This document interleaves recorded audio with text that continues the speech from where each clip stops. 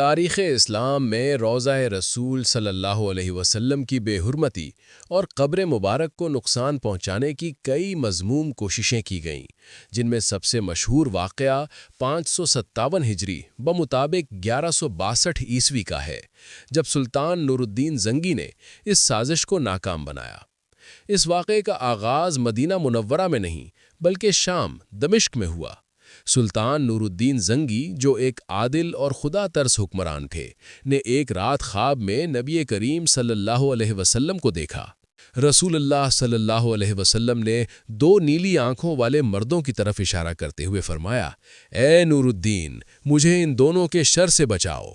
سلطان کی آنکھ کھل گئی، وہ پریشان ہوئے، وضو کیا اور نوافل پڑھے۔ یہی خواب انہیں ایک ہی رات میں 3 بار آیا۔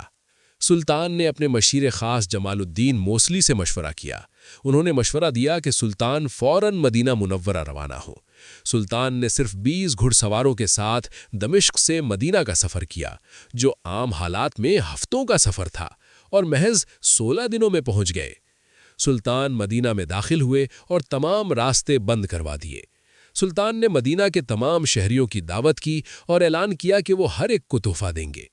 سلطان ہر آنے والے شخص کے چہرے کو غور سے دیکھتے، لیکن وہ 2 چہرے نظر نہیں آئے۔ سلطان نے پوچھا، کیا کوئی ایسا شخص ہے جو یہاں نہیں آیا؟ لوگوں نے بتایا کہ اندلس سے آئے ہوئے 2 بہت نیک اور پارسا مسافر ہیں، جو مسجد نبوی کے قریب مقیم ہیں۔ وہ کسی کا دیا ہوا نہیں لیتے بلکہ خود خیرات کرتے ہیں۔ سلطان ان کے ٹھکانے پر پہنچے۔ بظاہر وہ لوگ عبادت گزار لگ رہے تھے اور ان کے کمرے میں بہت سی دینی کتب موجود تھیں۔ سلطان نے پورے کمرے کا معائنہ کیا لیکن کچھ نہ ملا۔ جب اچانک ایک چٹائی اٹھائی گئی تو اس کے نیچے ایک تازہ کھدی ہوئی سرنگ ملی۔ جب ان پر سختی کی گئی تو انہوں نے اعتراف کیا کہ وہ نصرانی یعنی عیسائی ہیں، اور انہیں ایک بڑی رقم دے کر بھیجا گیا تھا تاکہ وہ سرنگ کے ذریعے رسول اللہ صلی اللہ علیہ وسلم کے جسد مبارک تک پہنچ سکیں۔ وہ ملعون دن میں روزہ رکھتے اور رات کو سرنگ کھودتے تھے۔ وہ مٹی کو چمڑے کے تھیلوں میں بھر کر دور لے جاتے یا جنت البقیع میں پھیلا دیتے۔ وہ سرنگ کھودتے ہوئے روضہ مبارک کی دیواروں کے انتہائی قریب پہنچ چکے تھے۔ سلطان نے ان دونوں مجرموں کو قرار واقعی سزا دی اور پھر ایک ایسا کام کیا جو قیامت تک کے لیے اس فتنے کا راستہ روک گیا۔ روضہ مبارک کے گرد ایک گہری خندق کھدوائی گئی۔ سلطان نے بڑی مقدار میں سیسا یعنی لیڈ پگھلوایا اور اس خندق میں بھروا دیا۔ روضہ رسول صلی اللہ علیہ وسلم کے گرد زمین کے اندر ایک ایسی سیسا پلائی ہوئی دیوار بن گئی جسے توڑنا یا جس کے نیچے سے گزرنا ناممکن ہے۔ یہ واقعہ اللہ تعالیٰ کی طرف سے اپنے محبوب صلی اللہ علیہ وسلم کی حفاظت کا زندہ ثبوت ہے۔ سلطان نور الدین زنگی کا نام تاریخ میں ہمیشہ کے لیے اس عظیم خدمت کی وجہ سے سنہری حروف میں لکھا گیا۔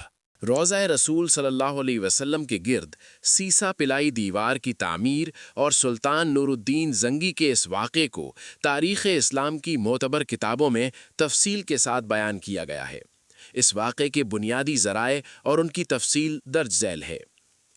1. امام سمہودی اور وفاء الوفا۔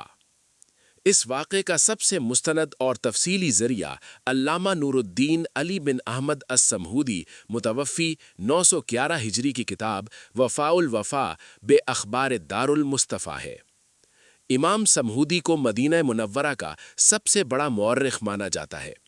انہوں نے اپنی کتاب میں اس واقعے کو نہ صرف نقل کیا بلکہ اس کی تفصیلات کو گزشتہ صدیوں کے علماء کے حوالوں سے جمع کیا۔ انہوں نے واضح کیا کہ یہ واقعہ 557 ہجری میں پیش آیا۔ سلطان نور الدین زنگی کے معتمد خاص اور وزیر جمال الدین موصلی اس واقعے کے عینی شاہدین میں سے ایک مانے جاتے ہیں۔ بہت سے مورخین نے جمال الدین موصلی کے حوالے سے نقل کیا ہے کہ جب سلطان کو خواب آیا تو انہوں نے ہی سلطان کو مشورہ دیا تھا کہ اس بات کو راز رکھا جائے اور فوری مدینہ روانہ ہوا جائے۔ ان کی موجودگی اور مشاورت کا ذکر تقریباً ہر اس کتاب میں ہے جہاں اس واقعے کا تذکرہ ملتا ہے۔ 3. مجیر الدین العلیمی اور الانس الجلیل۔ مورخ مجیر الدین العلیمی نے اپنی مشہور کتاب الانس الجلیل بالتاریخ القدس والخلیل میں اس واقعے کا ذکر کیا ہے۔ اگرچہ ان کی کتاب بنیادی طور پر بیت المقدس اور الخلیل کی تاریخ پر ہے، لیکن نور الدین زنگی کی خدمات کے باب میں انہوں نے مدینہ منورہ کی اس سازش کو تفصیل سے بیان کیا ہے۔ 4. दीगर तारीखी कुतुब और तज़किरे। कई दीगर अरबी और फ़ारसी मौर्रिखीन ने भी अपनी तसानीफ में इसका तज़किरा किया है। तारीख़ इब्न नज्जार, हाफिज़ मुहिब्बुद्दीन बिन नज्जार ने मदीना की तारीख़ में इस वाक़े की तरफ इशारे किए हैं। खुलासतुल वफ़ा, ये इमाम समहूदी की वफ़ाउल वफ़ा की तलख़ीस है जो बर्र सग़ीर के उलमा और ज़ायरीन में बहुत मकबूल रही है। तारीख़ी शवाहिद और जुग़राफ़ियाई तस्दीक़, इस वाक़े के हक़ में दर्ज ज़ैल क़राइन भी पेश किए जाते हैं। सीसा पिलाई दीवार की मौजूदगी, मदीने मुनव्वरा की तारीख़ में ये बात तवातुर से मुनक़ूल है कि जब मुख्तलिफ़ अदवार में रोज़े मुबारक की मरम्मत या तौसी का काम हुआ तो ज़मीन के अंदर इस सीसा पिलाई दीवार के आसार पाए गए।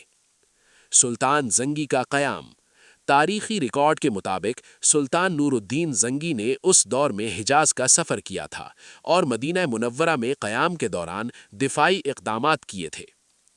तवातुर, मदीना मुनव्वरा के कदीम बाशिंदों और खुद्दाम रोज़ा रसूल सल्लल्लाहु अलैहि वसल्लम के सीना बसीना ये किस्सा नस्ल दर नस्ल मुंतकिल होता आया है जो कि ज़बानी तारीख़ यानी ओरल हिस्ट्री का एक मोतबर ज़रिया है। क्या इस वाक़े पर कोई इख्तिलाफ है? कुछ जदीद दौर के मुहक्किकीन इस वाक़े की तमाम तफसीलात जैसे ख्वाब की तादाद पर बहस करते हैं, लेकिन नूरुद्दीन ज़ंगी के दौर में रोज़ा मुबारक के गिर्द हिफाजती दीवार की तामीर एक मुसल्लिमा तारीख़ी हकीकत है जिसे आलम इस्लाम के बड़े उलमा और